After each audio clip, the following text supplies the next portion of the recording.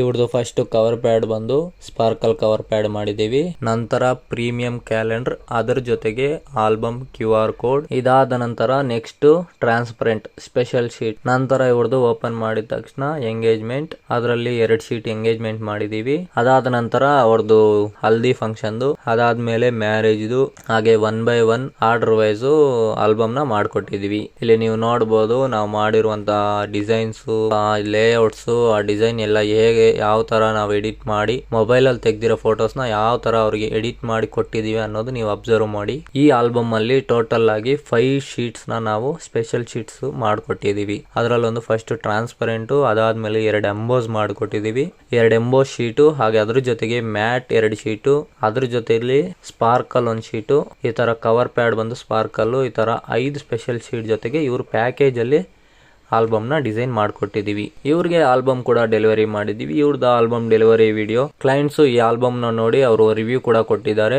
ಇದರ ನೆಕ್ಸ್ಟ್ ವಿಡಿಯೋದಲ್ಲಿ ಆ ರಿವ್ಯೂ ವಿಡಿಯೋನ ಅಪ್ಲೋಡ್ ಮಾಡ್ತೀನಿ. ಈ ಆಲ್ಬಮ್ ಹೇಗಿದೆ ಅಂತ ನೀವು ಕೂಡ ಕಮೆಂಟ್ ಮಾಡಿ.